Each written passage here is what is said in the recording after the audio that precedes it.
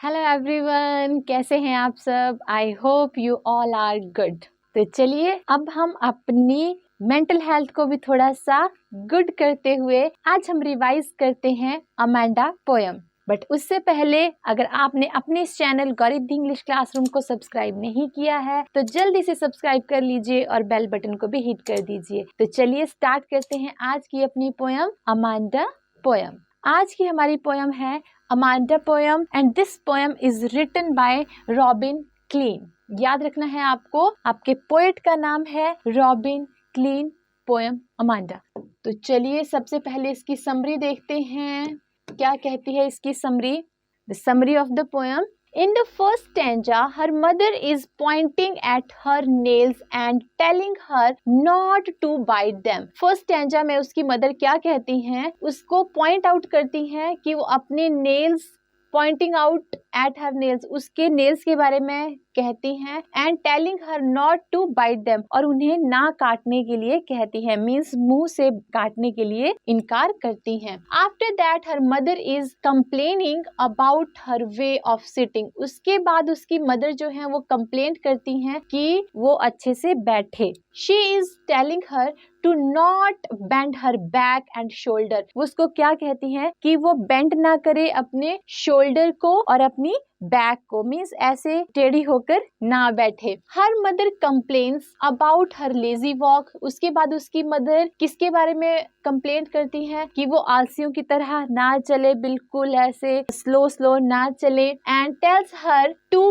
Keep the head and shoulder straight, और क्या कहती हैं, अपने हेड और अपने शोल्डर को स्ट्रेट रखे। Amanda is frustrated by all the nagging.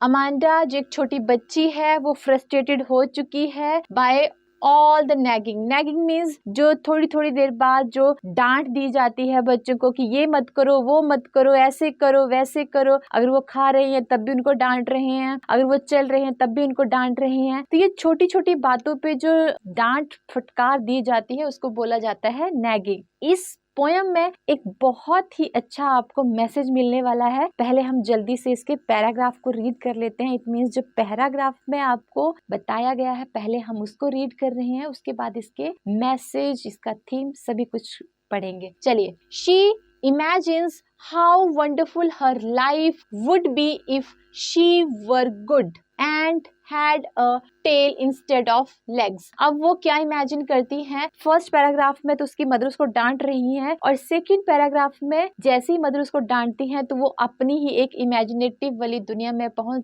जाती हैं और क्या सोचती हैं कि कितना अच्छा होता अगर उसकी लेग्स की जगह उसके पास टेल होती, एक पूंछ होती। She would swim in the ocean with the waves and go wherever she wanted. क्या करती वो, तो वो तैरती समुद्र की वेव्स के साथ and go wherever she wanted, और वहां जाती जहां उसका मन होता। Next.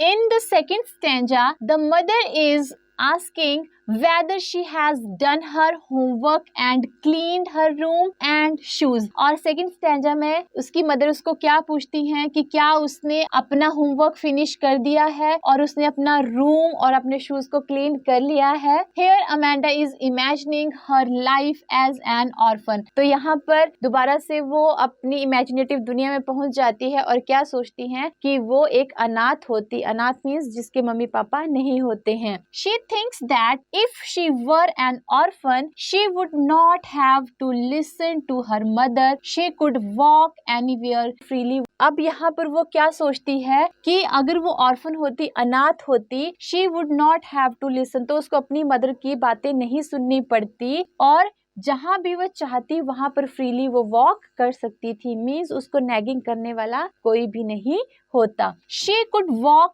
anywhere freely. Then she could live her life as she wanted। वो अपनी लाइफ को वैसे जी सकती थी जैसा वो चाहती। Amanda is so frustrated with her mother that she is imagining a life without her mother. अब यहाँ पर क्या कहती है, अमांडा जो है वो बहुत ज्यादा फ्रस्ट्रेटेड हो चुकी है अपनी मदर से, दैट शी इज इमेजिनिंग, तो इसलिए वो इमेजिन कर रही है, क्या इमेजिन कर रही है, a life without her mother की, उसकी मदर ही नहीं होती। In the third stanza, Amanda's mother is stopping her from eating chocolates. अब थर्ड पैराग्राफ में उसकी जो मदर हैं वो उसको किसके लिए मना कर रही हैं कि वो चॉकलेट ना खाए। She told her not to eat chocolate because she will get pimples.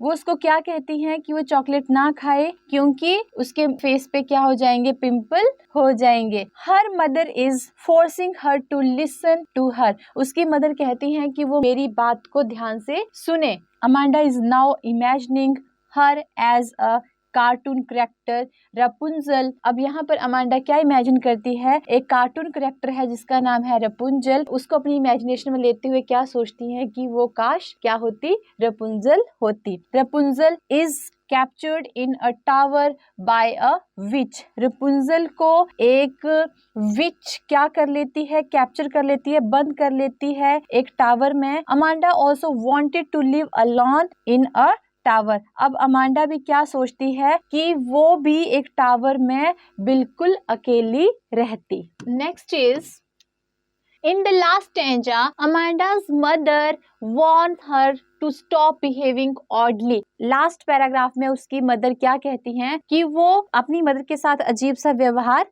ना करे। She says that she has become moody and is always in a bad mood. Amanda की मदर क्या कहती हैं कि वो अजीब सा व्यवहार ना करे and she says that she has become moody and is always in a bad mood. वो क्या कहती हैं कि वो मूडी ना बनी रहे, हमेशा अजीब सा बैड सा मूड ना बना के रखे, अपने मूड को खराब करके ना रखे। If anyone sees this then they will think that her mother is harassing her. वो क्या कहती हैं कि अगर कोई देखेगा तो वो कहेगा कि उसकी मदर उसको परेशान कर रही हैं। If she does so, her mother will take it against her sense of dignity. अगर वह ऐसा ही करती है तो यह उसकी मदर की डिग्निटी के अगेंस्ट होगा, मीन्स उसकी मदर की क्या होगी, इसमें बेइज्जती होगी, उसकी डिग्निटी के विरुद्ध होगा अगर उसकी बेटी जो है बैड मूड में रहती है। And rebuke her to behave appropriately as other children do. और क्या कहती है, किस बात पे डांटती है कि वो और बच्चों की तरह ही बिहेव अपनी मदर के साथ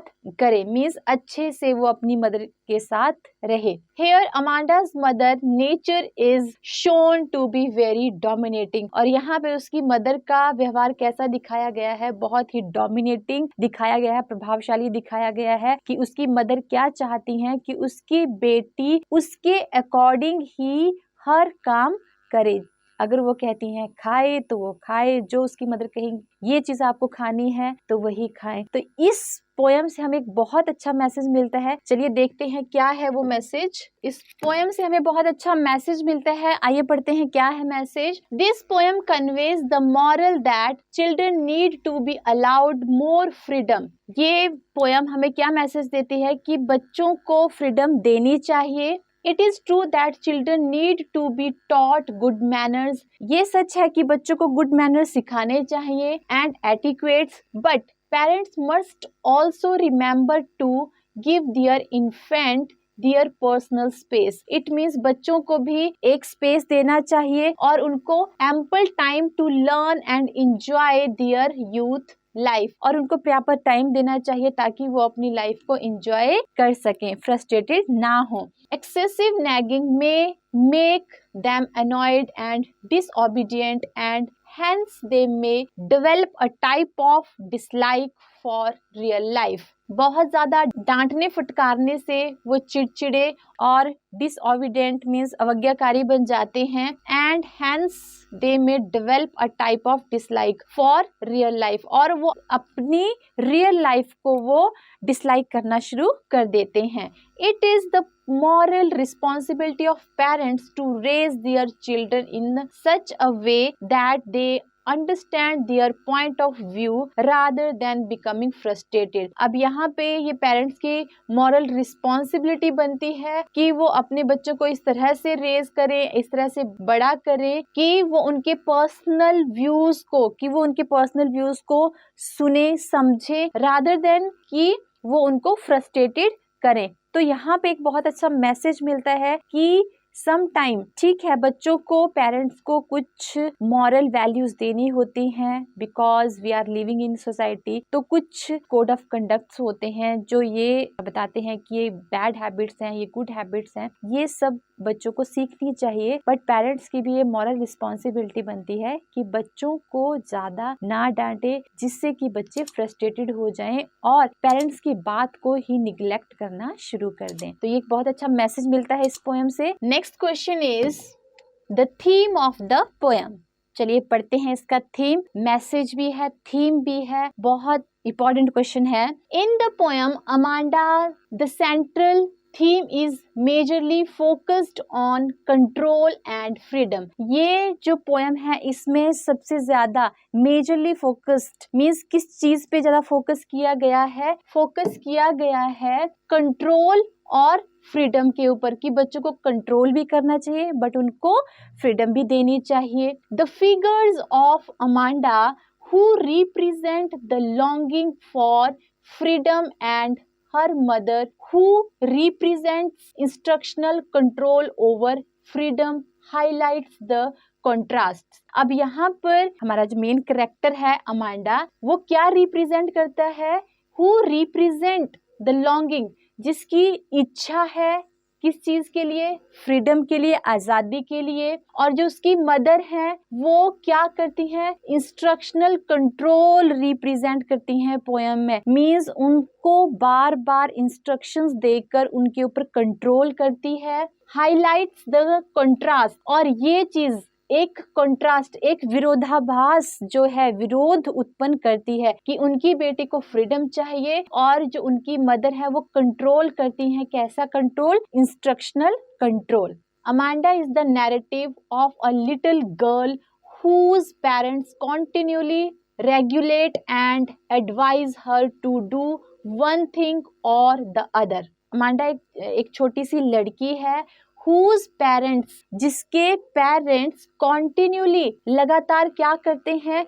उसको एडवाइस देते हैं, कभी एक चीज के लिए और कभी दूसरी चीज के लिए। Amanda's freedom is limited by any type of instructions and intervention। यहाँ पे क्या कहते हैं कि अमांडा की फ्रीडम को लिमिटेड कर दिया गया है। अमांडा की फ्रीडम को लिमिटेड कर दिया गया है। कैसे? इंस्ट्रक्शंस देके, इंस्ट्रक्शंस मीन्स निर्देश देकर, और इंटरवेंशन का मतलब होता है, यहाँ पे मैंने वन लिखा है, हस्तक्षेप करके उसकी फ्रीडम को लिमिटेड कर दिया गया है उसके पेरेंट्स के द्वारा। The poet also focuses on elements of raising children and how parents will go to any length to ensure that their child is well educated। अब यहाँ पे बहुत ही अच्छी लाइन बोली है, बहुत ही अच्छी बात बोली गई है। The poet also focuses, poet किस पे फोकस करता है? उन तत्वों पे फोकस करता है जो बच्चों को बड़ा करने के लिए यूज किए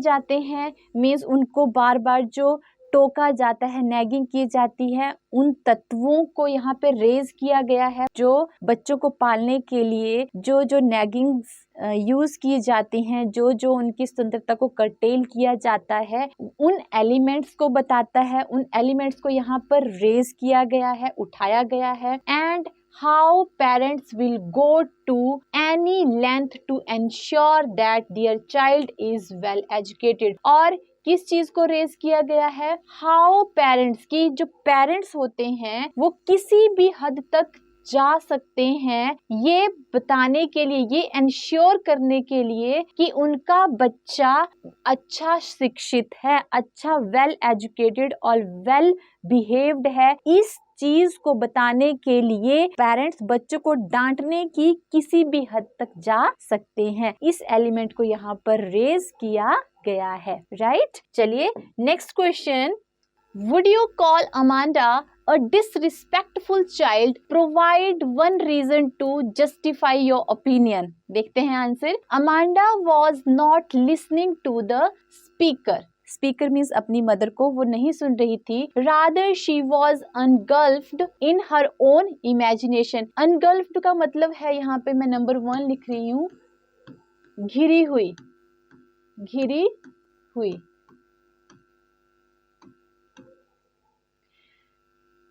अमांडा किस चीज से घिरी हुई है? अपनी इमेजिनेशन से घिरी हुई है। Hence she is regarded as a disrespectful child. उसकी मदर उसको लगातार बोलते जा रही है और वो अपनी ही इमेजिनेशन में एनगल्फ्ड है, घिरी हुई है, राइट? तो ये चीज क्या बता रही है कि she is a disrespectful child. तो बहुत ज्यादा नैगिंग भी बच्चों को क्या बना देती है? उन्हें डिसरिस्पेक्टफुल बना देती है। Next question is what kind of an image does languid emerald sea evoke? It means languid का मतलब क्या होता है? languid का मतलब होता है शांत। यहाँ पे मैं नंबर 1 लिख रही हूँ, शांत। और emerald sea, emerald जो है एक स्टोन, वो कौन से रंग को रिफ्लेक्ट करता है, कौन से रंग को बताता है? ग्रीन कलर को, हरा रंग, राइट? तो यहाँ पर क्या बात की गई है कि ये जो शांत एमरल्ड सी है, ये कौन सी इमेज को डिपिक्ट करता है, ये कौन सी इमेज को बताता है? तो आंसर देखिए, लैंग्विड मीन्स रिलैक्स्ड। लैंग्विड का मतलब क्या है? Relaxed. The word is used to depict the wave of the sea that sways gently. ये जो वर्ड यहाँ पर यूज किया गया है लैंग्विड, ये क्या बताता है, किस चीज को डिपिक्ट करता है, किसके बारे में बताता है? वेव ऑफ द सी की वेव के बारे में बताता है, जो कैसी है? That sways gently. स्वेज का मतलब होता है हिलना,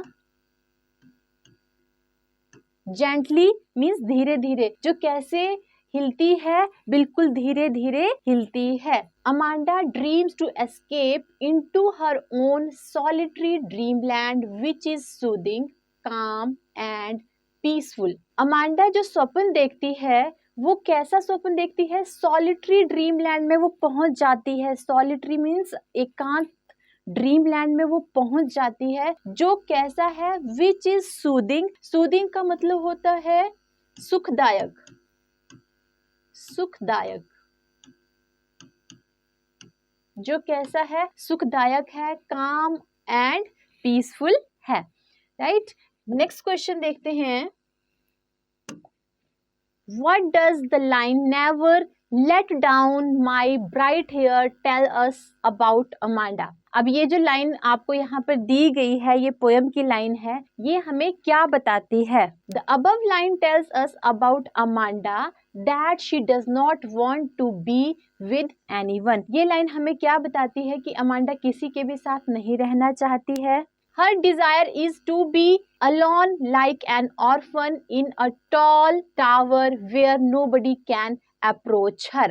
उसकी इच्छा है कि वह अकेली ही रहे, किसकी तरह? ऑर्फन की तरह, अनाथों की तरह। कहाँ पर रहे? इन अ टॉल टावर, एक लंबे से टावर पर, जहाँ पर कोई भी उसके पास ना आ सके। She does not even want to be always nagged by her parents. और वह क्या चाहती है कि उसके पेरेंट्स उसको कभी भी परेशान ना करें। And listen to her mother scolding, और उसको कभी भी अपनी मदर की डांट ना सुननी पड़े।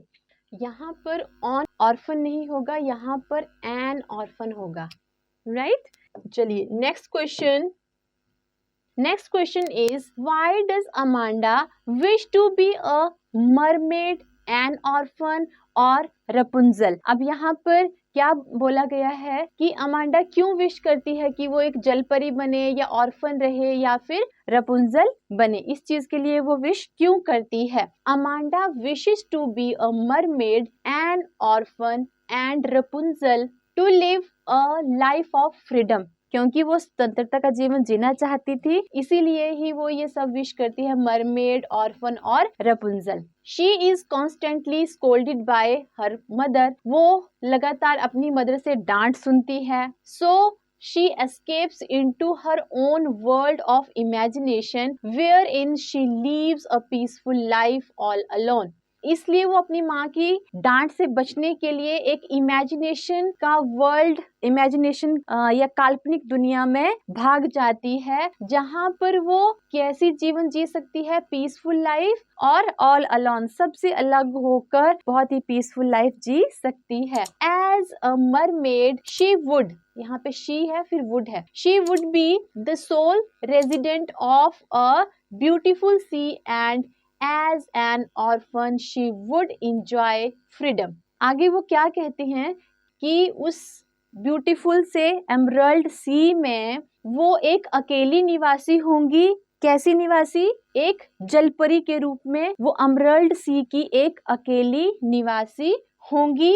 एंड एज एन ऑर्फन, और अकेली ही वो वहां पर अनाथ होंगी। शी वुड इंजॉय फ्रीडम, और वो अपनी फ्रीडम को वहां पर इंजॉय करेंगी। Finally as Rapunzel she would live a care free life, और फाइनली वो क्या कहती हैं कि रपुंजल के रूप में वो एक बहुत ही केयर फ्री मीन्स लापरवाही वाला जीवन जिएंगी। Next question is why does Amanda seem moody most of the time? Means Amanda most of the time moody क्यों दिखाई देती है? Amanda seems moody most of the time because she is so involved in her world of imagination that she does not pay attention to her mother। वो इसलिए moody दिखाई देती है क्योंकि वो most of the time किस में involved रहती है? अपनी imaginative दुनिया में ही involved रहती है, और वो इस वजह से अपनी मदर की बातों की तरफ ध्यान नहीं देती है।